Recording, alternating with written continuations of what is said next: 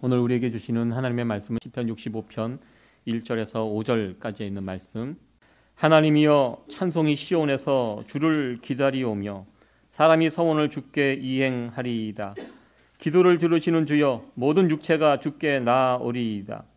죄악이 나를 이기어 사오니 우리의 죄가를 주께서 사하시리이다. 주께서 택하시고 가까이 오게 하사 주의 뜰에 거하게 하신 사람은 복이 있나이다. 우리가 주의 집 곧 주의 성전의 아름다움으로 만족하리이다. 우리 구원의 하나님이여 땅의 모든 끝과 먼 바다에 있는 자에 의지할 주께서 의를 쫓아 어미하신 일로 우리에게 응답하시리이다. 아멘.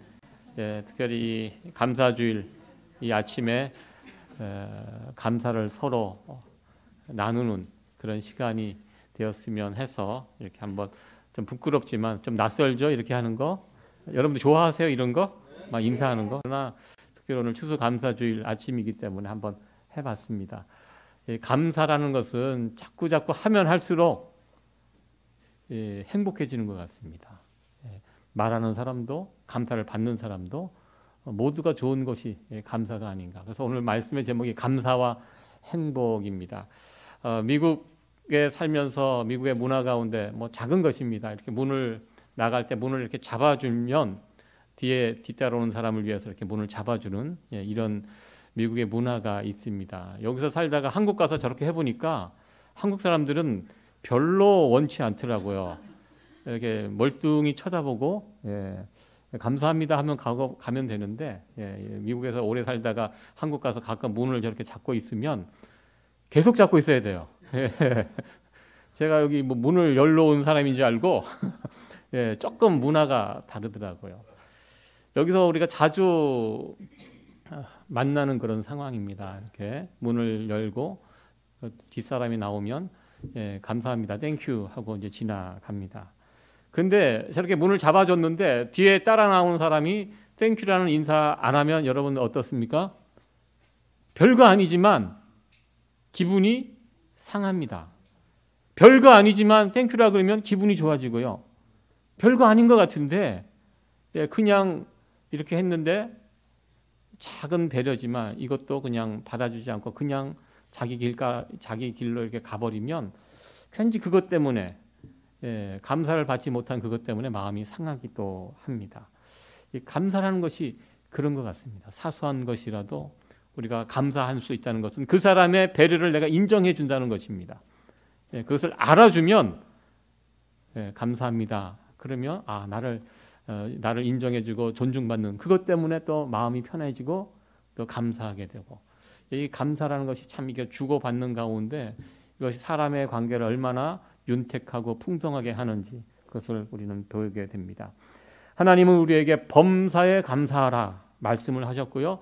그것도 명령어로 주셨습니다. 명령, 반드시 할 것을. 왜 우리에게 감사를 우리 하나님께서 명하실까요? 하나님을 위해서 감사를 명하시는 것, 물론 그런 부분도 있지만 감사를 우리에게 명하시는 것은 우리에게 감사하며 살아가는 삶이 정말 좋은 삶이기 때문에, 행복한 삶이기 때문에 하나님께서는 아예 이것을 따로 떼어놔서 감사하라 명령으로 우리에게 주셨습니다. 감사할 수 없는 상황에도 감사하라. 그러면 감사할 수 있는 상황을 우리 하나님께서 만들어 주십니다. 그래서 우리 하나님은 우리에게 감사할 것을, 범사에 감사하며 살 것을 명령하셨습니다. 우리는 서로 감사하며 살아가는 것이 좋다는 거 잘 알고 있습니다.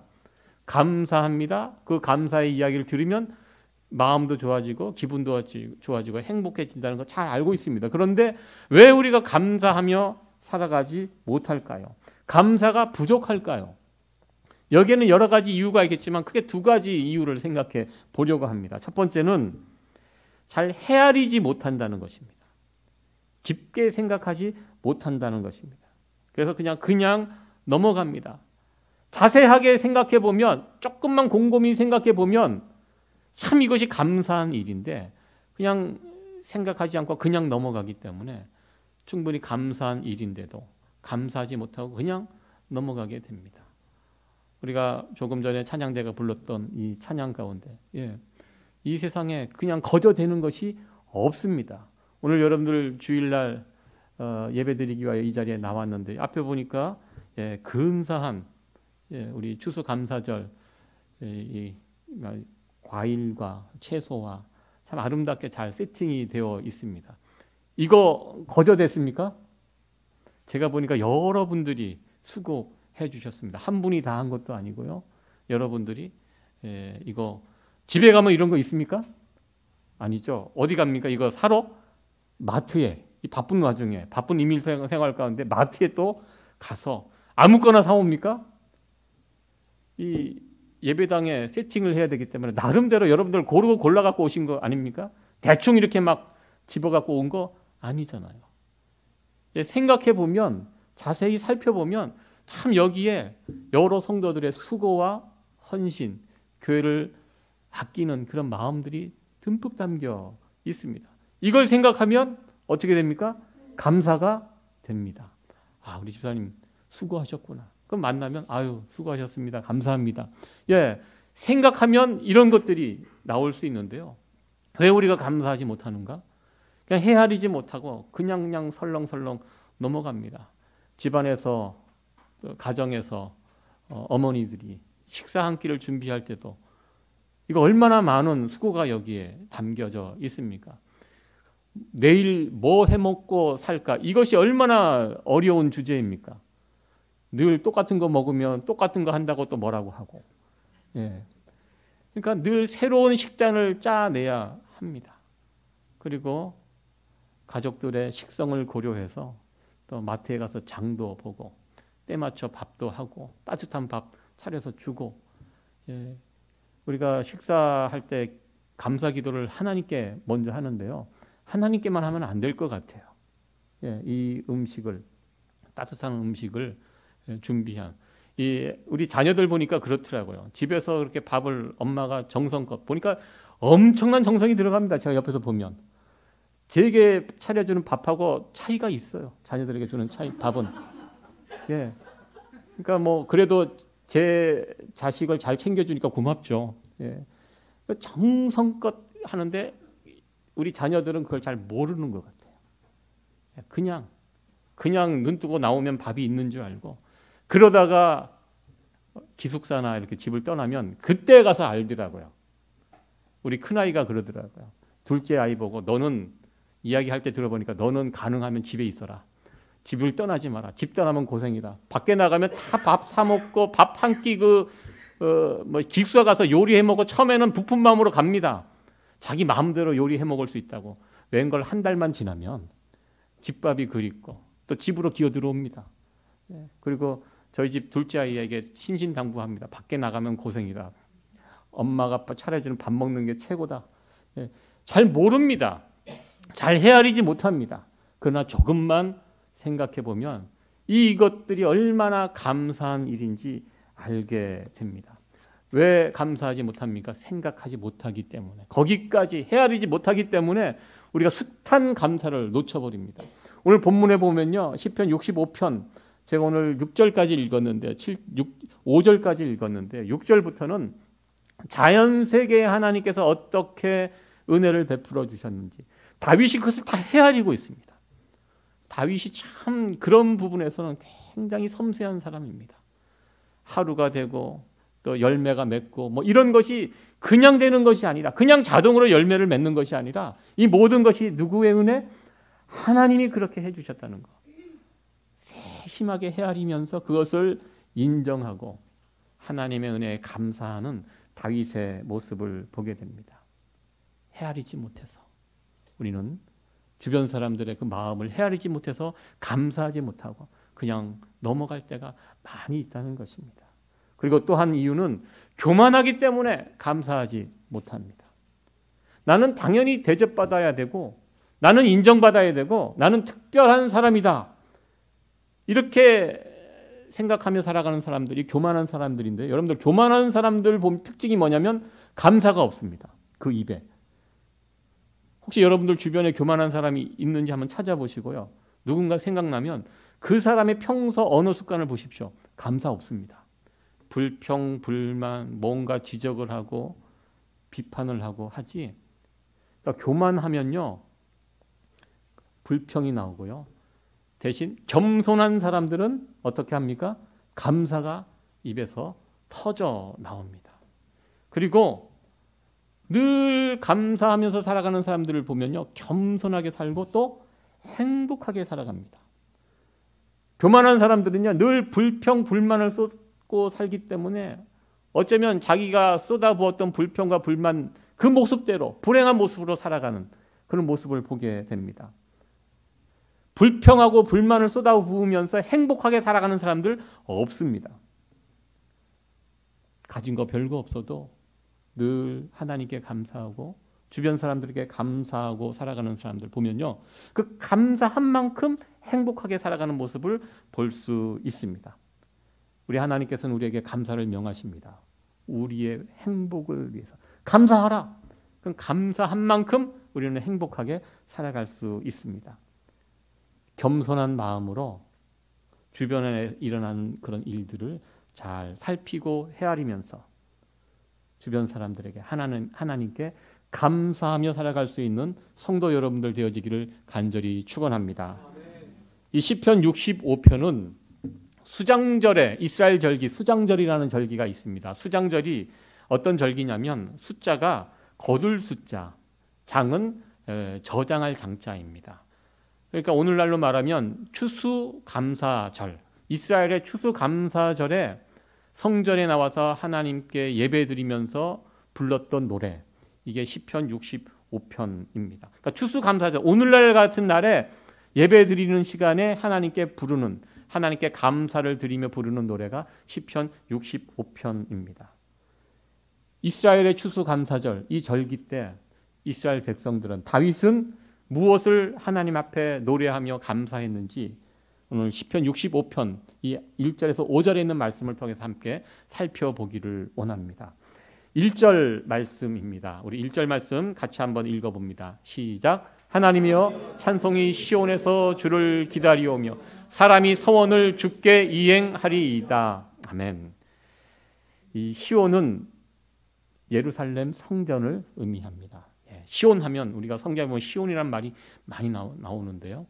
예루살렘 그 산 위에 성전이 이렇게 세워져 있으며 시온산 하면 성전입니다. 하나님의 임재가 있는 성전. 이스라엘 백성들이 지금 하나님께 예배드리기 위해서 성전에 모였는데요. 하나님을 지금 기다리고 있습니다. 이 예배 우리 하나님께서 임재하시기를 기다리는데 하나님께서 그 성전에 오시면 이스라엘 백성들이 무엇을 하겠는가? 찬송을 하나님께 부르겠다. 그러니까 찬송을 준비하고 기다리고 있는 거예요. 찬송을 다 이렇게 이스라엘 백성들이 준비하는 가운데 하나님이 임재하시면 하나님께 찬송을 부르면서 그 하나님을 맞이하겠다라는 이 시적인 표현이 시편 65편 1절의 표현입니다. 하나님 제일 만났을 때 제일 먼저 무엇을 하겠는가? 찬송을 부르겠다. 찬송을 드리겠다. 준비해서 드리겠다. 이 고백입니다. 참 멋진 그런 표현입니다. 제 친구가 예전에 LA에서 살 때 제 친구가 결혼을 참 늦게 했습니다. 30대 후반에 결혼을 늦게 했거든요. 그래서 아주 친한 친구였는데 제가 올 여름에도 그 친구 LA 가서 만나고 왔는데요. 거기서 이제 목회를 하고 있습니다. 제가 예전에 볼티모어에서 살 때 너 결혼하면 내가 무슨 수를 써도 너희 가겠다. 그래서 때마침 친구가 결혼식이 잡혀갖고 제가 볼티모어에서 LA까지 결혼식에 참석을 하러 갔다 온 적이 있습니다. 근데 결혼식 때 이 친구가 음악을 잘하는 친구입니다. 늘 평소에도 복음성가를 작곡 작사해서 발표하고 뭐 대회 나가서 상도 받고 그랬던 친구인데요. 결혼식을 할 때 제게 기억이 남는 건 결혼식 때 이 친구가 결혼식 예복을 입고 기타를 메고 신부에게 부르는 노래를 그 자리에서 직접 불러서 작곡한 노래를 그렇게 했습니다. 저는 그 모습을 보고 결혼식 날 애가 왜 저러나 좀 그런 생각도 들었지만 또 한편으로는 자기가 만든 그 노래를 나의 신부 될 사람을 위해서 이게 옛날부터 준비한 곡이거든요. 누구에게 줄지 이 친구가 아주 대학교 다닐 때부터 자기 신부를 위해서 작곡한 그 노래입니다. 그 노래를 자기 신부에게 그 자리에서 처음으로 이제 불러주는 그런 모습이었는데요. 참 그것도 의미 있는, 나의 신부에게 내가 준비한 그 노래를, 이 친구는 노래를 잘하니까 그 노래를 준비해서 이게 드리는, 그래서 그 결혼식이 참 아름답고 풍성했던 그 기억이 있습니다. 만약에 우리 교회에 예수님이 오신다면 우리는 예수님을 위해서 무엇을 준비해서 드릴까? 노래를 준비해서 드릴까? 제 생각에는 음식을 잘 준비해서 드릴 것 같아요. 저희 교회 베스트 음식들이 있잖아요. 몇 가지. 그거 이렇게 잘 준비해서 드리면 우리 예수님 참 좋아하실 것 같아요. 이스라엘 백성들은 이 성전에 우리를 만나기 위해서 오시는 하나님을 위해서 내가 우리를 무엇을 준비해서 드릴까? 그것은 찬양이었습니다. 찬양을 준비해서 드리겠다. 이 고백을 하고 있습니다. 여러분들 혹시 나중에 개인적으로 천국에 갔을 때, 그때 되면 이제 우리 주님을 만나겠죠. 그때 예수님께 올려드릴 찬양, 찬송, 그 찬송 준비해 놓으셨습니까? 보통 여기도 뭐 노래방 같은 데가 있는데 사람들 노래 부르라고 노래방 나이 18번에 가고 막 부르잖아요. 그러나 그런 거 말고 내가 주님을 만났을 때 주님께 올려드릴 수 있는 그 찬양, 뭐 복음성가도 있고 여러분들 찬송가도 있고, 보통 연세 드신 분들 이제 교회 출입이 어려우신 어르신들 이렇게 신방 가서 제가 여쭤보는 것이 있습니다. 권사님, 집사님 좋아하시는 찬양이 무엇이에요? 이렇게 여쭤보면 어떤 분들은 없는 분도 계세요. 잘 모르고. 근데 어떤 분들은 묻자마자 바로 찬송가 몇 장이라고 그냥 나오시는 분들이 있습니다. 저는 그것을 잘 기억해 뒀다가 나중에 이제 장례가 벌어지면 그 찬양을 같이 이렇게 불러 드립니다. 그런 분들은 정말 주님 만나실 때 그 찬양을 준비해서 주님을 이렇게 만나시면, 그렇게 되면 참 주님께서 참 좋아하실 것이 아닌가 또 생각을 해 보았습니다. 여러분들도 한번 나의 찬양, 내가 주님을 만났을 때 올려드릴 수 있는 찬양 한번 준비해 보시기 바랍니다. 준비해 놓고, 그리고 평소에 자주 부르셔야죠. 외우셔야죠. 그런 거기 가서 막 찬송가 찾아갖고 불러갖고 이거는 조금 감이 떨어지는 모습입니다. 그러니까 다 내가 좋아하는 찬양이라면 탁 불러서 누르면, 제가 언젠가 설교 시간에 말씀드렸죠. 한국의 유명한 팝 가수들이 뉴욕, 뉴저지에 와갖고 공연을 한다고 벌써 했더라고요. 어느 체육관 빌려갖고 그게 이제 지난주에 한국에서 방영이 됐습니다. 누가 나왔나 이렇게 보니까 젊은 가수들도 있지만 그 모임 가운데 패티김 씨가 나왔더라고요. 패티김 씨가 제일 무대의 마지막 그 가수로 그렇게 노래를 했는데요. 제가 마지막 그 부분을 잠깐 봤습니다. 제가 뭐 패티김 씨를 좋아하지는 않지만요. 그분이 연세가 거의 80이 되셨어요. 근데 마지막 곡이 마이웨이, 미국 그 유명한 곡 아닙니까? 그것을 그분이 딱 부르시는데 정말 잘 부르시더라고요. 목소리는 예전처럼 이렇게 막 올라가고 그렇지 않지만 그 연륜이, 그리고 그 노래가 완전히 자기 노래로 만들어서 그냥 누구 앞에서도 그냥 그 영어로 된 노래 아닙니까? 그것을 그 연세에 풀로 이렇게 부르시는데 그 노래를 듣는 그 관객들이 많은 분들이 우시더라고요. 이분의 살아온 그동안 노래 인생 65년 가수 활동을 하셨는데 어떻게 보면 그렇게 공연하는 것이 거의 마지막 판 아닙니까? 자신의 살아온 인생을 그 노래를 완전히 자기 노래로 만들어서 관객들 앞에서 이렇게 불러드리는데 참 모습 자체가 참 아름답고 귀한 모습이었습니다. 여러분들, 저희들이 언젠가 주님 앞에 서게 될 것입니다. 그때 내가 이 땅에서 정말 사랑하고 좋아했던 그 찬양, 찬송가 한 곡 정도는 여러분들 잘 익히셔서 그 주님 앞에 가셨을 때 그것을 정말 멋있게 불러드릴 수 있는 그런 우리 성도 여러분들이 됐으면 참 좋겠습니다. 이 시편 65편은요, 이 앞부분에 하나님을 향한 찬양을 먼저 언급을 합니다. 그리고 나서 이제 감사의 조건들을 쭉 나열을 합니다. 제가 조금 전에 말씀드렸듯이 6절부터는 이 자연세계에 임하신 하나님의 은혜를 다윗이 쭉 노래했습니다. 정말 세심하게 노래했고요. 그러나 제일 먼저 했던 감사는 구원에 관한 감사를 3절과 5절에 다윗은 이 시인의 작가는 구원에 대해서 먼저 하나님 앞에 감사를 올리고 있는 것을 보게 됩니다. 3절과 5절 말씀인데요. 우리 3절 말씀 먼저 보도록 합니다. 시작. 죄악이 나를 이기어 싸우니 우리의 죄가를 주께서 사하시리이다. 먼저 했던 감사는 죄악이 나를 이기어 싸우니 죄 용서에 대한 감사입니다. 죄악이 나를 이겼다. 무슨 뜻입니까? 죄가 나를 이겼습니다. 내가 죄를 이긴 것이 아니라 죄가 나를 이긴다는 것입니다. 여러분들 우리가 죄와 싸워서 이길 수 있습니까? 죄라는 것이 무엇입니까? 세상이 말하는 죄는 죄를 짓는 것, 어떤 행위를 죄라고 합니다. 그러나 성경이 말하는 죄는요, 행위뿐만 아니라 말과 행동, 생각, 이것도 다 죄입니다. 그러니까 우리가 죄와 싸워서 이길 수가 없습니다. 죄와 싸우면 우리는 언제나 집니다.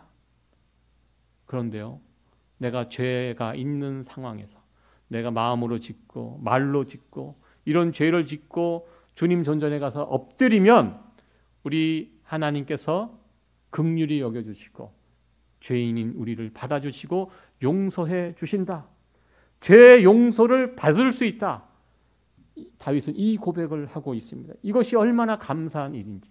내가 주님 앞에 섰을 때 나의 허물을 우리 하나님께 아뢰면 우리 하나님께서 나의 허물을 용서해 주신다. 첫 번째 3절에 있는 감사의 조건은요, 죄 용서에 대한 감사를 먼저 하나님 앞에 올려드립니다. 그리고 4절은요, 더 기가 막힌 말씀을 합니다. 우리 4절 말씀 같이 한번 읽어보도록 합니다. 시작. 주께서 택하시고 가까이 오게 하사 주의 뜰에 거하게 하신 사람은 복이 있나이다. 우리가 주의 집 곧 주의 성전의 아름다움으로 만족하리이다. 아멘. 65편의 가장 핵심이 되는 중심 구절입니다. 65편 4절 말씀. 한 구절 한 구절이 너무너무 귀하고 복된 말씀입니다. 지금 우리가 이렇게 교회에 나와서 예배 드릴 수 있는 거요, 아무나 다 이렇게 이 자리에 나와서 예배 드리는 거 아니라는 그런 말씀입니다. 내 힘으로 내 발로 걸어서 온 것 같지만 누가 이 자리에 올 수 있습니까? 주께서 택하시고 택한 사람만 올 수 있습니다. 우리 주님이 불러주신 사람만 올 수 있는 이 자리라는 것입니다. 그리고 택하시고 어떻게 하십니까? 너 죄인이니까 너 저기 저 뒤에 앉아있다가 멀찍이 있다가 가. 야, 어쩔 수 없이 내 불렀으니까 불렀지만 너 저 어디 내 눈에 띄지 마. 이렇게 우리 주님께서 하십니까? 아닙니다. 어떻게 합니까? 불러서 가까이 오게 하십니다. 가까이 친근하게 알아주시고 인정해 주시고 받아주시는 그 모습입니다. 하나님께서 우리가 어떻게 이 자리에 와서 예배 드릴 수 있습니까? 하나님께서 택하시고 가까이 불러주시는 사람들이 이 자리에 나와서 예배 드릴 수 있다는 것입니다. 내가 내 힘으로 결정해서 온 것 같지만 아니라는 것입니다. 내가 이 자리에 나올 수 있는 거 하나님의 은혜, 이거 하나님께 감사해야 한다. 지금 다윗은 이렇게 말씀하고 있습니다. 여러분들 우리가 지난 코로나 팬데믹 3년 기간 동안 처음 교회 문이 닫혔습니다. 이게 얼마나 안타깝고 속상한 상황이었습니까? 교회를 가고 싶지만 갈 수 없는 상황이었습니다. 좀 시간이 지나서 다시 교회가 오픈이 되고 다시 교회에 나올 수 있게 되었을 때 또 얼마나 안심하고 또 감사한 일이 되었습니까? 또 어떤 분들은요, 건강 때문에 주일 예배에 참석하고 싶어도 못 오시는 분들 있습니다. 안타까운 상황입니다. 제가 예전에 기억나는, 지금은 고인이 되셨지만요, 그런 남자 권사님이셨는데요, 그냥 집에서 휠체어에 앉아서 계십니다. 오랜 병 때문에 아주 지병을 갖고 계셔서 밖에를 못 나가시고 휠체어에 앉아서 평생을 사시는 그런 분이셨는데요. 그러니까 늘 주의 성전을 사모하면서 그냥 방송으로 인터넷으로 연결해서 예배 참석하시고 예배 들으시고 그러면서 그래서 저희들이 자주 그 집에 가서 예배를 드렸던 그런 기억이 있습니다. 그래서 한 번은 그 분이 속한 구역에서 이분을 한번 교회에 한번 모시고 가야 되겠다 해갖고 여러 성도들이 차를 이렇게 밴을 대절해갖고 휠체어도 싣고 와서 휠체어를 밀고 교회 예배당에서 예배를 드린 적이 있었습니다. 다른 분들은 늘 주일날 찾아 나오는 예배당 별 감동 없이 오셨지만 이분은 몇 년 만에 예배당 현장에 제일 앞에 앉으셔서 휠체어에 앉아서 그 예배를 감격적으로 예배를 드렸습니다. 그러니까 예배 한 번 이렇게 나온다는 것이 정말 힘겨운 분들이 있습니다. 그리고요, 나이 드시면 못 나오십니다. 연로하시면, 다리에 힘이 없으시면 걸어서 못 나오십니다. 여러분들 우리 주변에서도 연세가 드셔서 어느 정도 이렇게 되시면 교회 출입을 못 하시는 분들이 계십니다. 특별히 코로나 팬데믹 기간 지나면서 어르신들이 많이 약해지셨어요. 건강이 많이 약해지시고 많이 늙으셨어요. 그러니까 활동적으로 막 돌아다니시다가 코로나 팬데믹이 무엇입니까? 집에 가만히 머물러 있어야 되지 않습니까? 운동하지 않고 가만히 계시니까요. 금방 이제 몸이 쇠해지고 저희뿐만 아니라 다른 교회 이렇게 목사님들 만나서 이야기해 보면 젊은 사람들도 많이 안 돌아오지만 나이 드신 분들도 이제 못 오신다는 거예요. 교회 더 이상 몸이 쇠약해져서 여러분들 몸이 쇠약해지면 교회 못 나와요. 이게 남의 이야기가 아닙니다. 언젠가 우리의 이야기도 됩니다. 우리가 영원토록 언제나 주일 되면 이렇게 교회 예배당 나오는 거 아닙니다. 저는 많이 봤습니다. 아마 여러분들도 아실 것입니다. 어느 정도 때가 되면 내가 가고 싶어도 가지 못하는 그 때가 있다는 거. 예, 내가 내 힘으로 걸어 다닐 수 있을 때 여러분들 엉뚱한 데 가지 마시고요. 열심히 교회 잘 다니시기 바랍니다. 출입을 하시기 바랍니다. 이거 하나님의 은혜고 이거 감사할 수 있는 큰 조건이라는 사실을 기억하시고 내가 내 힘으로 주의 전에 찾아 나올 수 있을 때 열심히 부지런히 주의 전을 사모하며 찾아 나올 수 있는 성도 여러분들 되어지기를 간절히 소원합니다. 하나님께서 택하시고 그리고 예배의 자리에 불러주시고 이런 사람들을 가리켜 성경은 무엇라고 이야기합니까? 복이 있는 사람이다. 예, 이게 복이 있는 진짜 복이 무엇입니까? 나를 우리 하나님께서 택하여 주시고 예배의 자리에 불러주시고 이걸 누리는 사람들 복 있는 사람입니다. 여러분들 우리는 복된 사람들입니다. 이 사실 믿으십니까? 네, 우리는 복된 자들입니다. 그리고 4절 뒷부분에 우리가 감사해야 할 한 가지 조건이 또 하나 또 붙어 있습니다. 주의 집, 곧 주의 성전의 아름다움으로 만족하리이다. 만족. 우리가 하나님으로 만족하게 된다. 이렇게 이야기하고 있습니다. 어느 것 하나 부족함이 없는 하나님 때문에. 하나님께서 주시는 만족은요, 풀 만족입니다. 어느 것 하나 부족함이 없는 완전한 만족. 이거 하나님이 우리에게 주신다는 것입니다. 저는 지난주에 가끔 제 아내와 식당에 가서 이제 밥을 이렇게 사 먹는데요. 제가 좋아하는 밥이 있습니다. 저 국밥 제가 참 좋아하거든요. 돼지국밥 잘 먹습니다. 잘해요. 잘하는 집이 있어요. 그 집은 그것만 잘해요. 다른 건 못하더라고요. 다른 음식은 정말 형편없는데 그것만은 잘해요. 신기하게도. 그래서 제가 거기서 가끔 그러다 한 달에 한 번 정도는 가는 것 같아요. 가서 이렇게 밥을 그날도 제 아내하고 둘이 마주 앉아서 맛있게 잘 먹었습니다.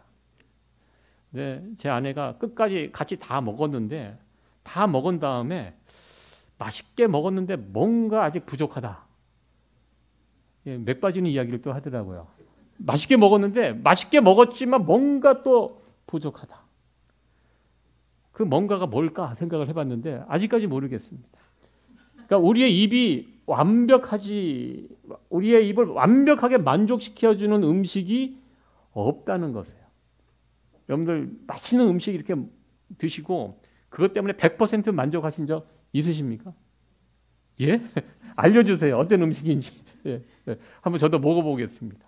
항상 이걸 먹으면 뭔가 내가 예전에 메릴랜드 제가 살 때 거기가 여름철에 크랩이 아주 사람들이 즐겨 먹는 음식입니다. 크랩을 여기선 그렇게 드시지 않지만 그 한 100브로치 사오면 양이 많습니다. 그걸 솥에 쪄갖고 그 향신료를 뿌려갖고 상에다가 이렇게 가득 깔아 놓습니다.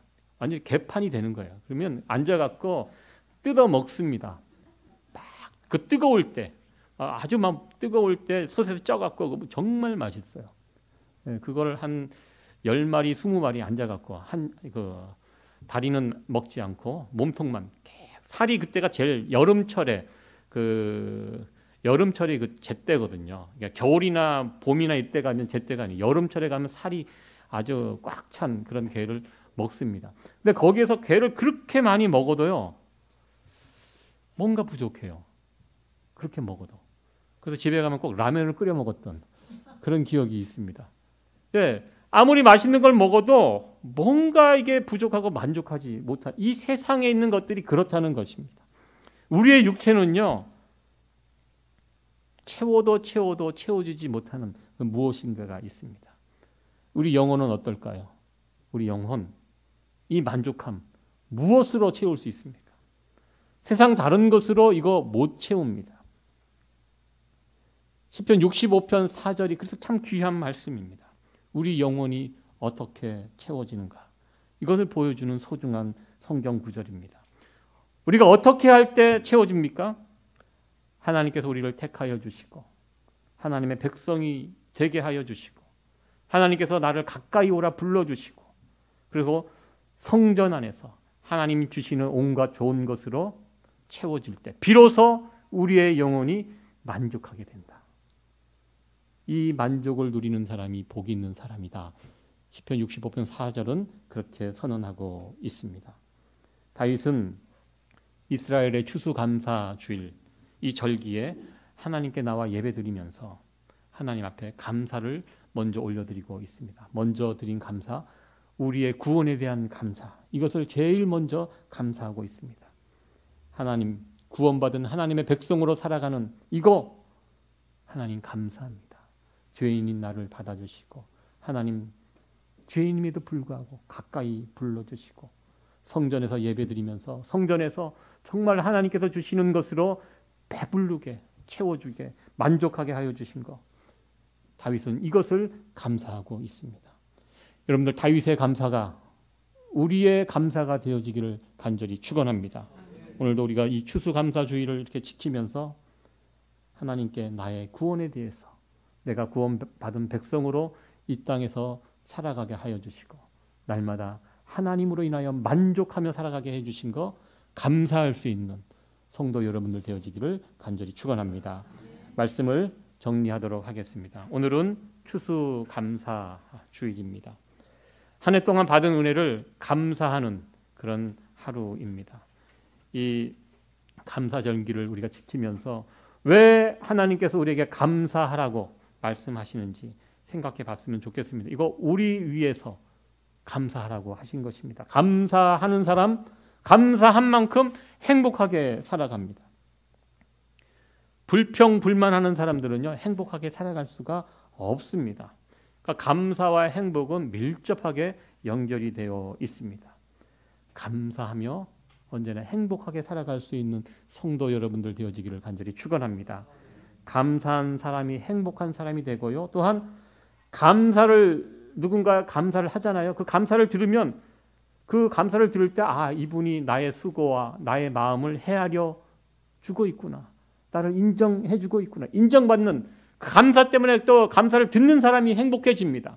감사를 하는 사람이 행복해지고요. 감사를 받는 사람이 행복해지고 그리고 그것이 하나님에게는 영광이 됩니다. 그러니까 감사라는 것이요. 나와 너 하나님 모두를 행복하게 하는 것, 영광스럽게 하는 것이 바로 감사입니다. 이 감사 참 그래서 좋은 것입니다. 서로 연결이 되어 있습니다.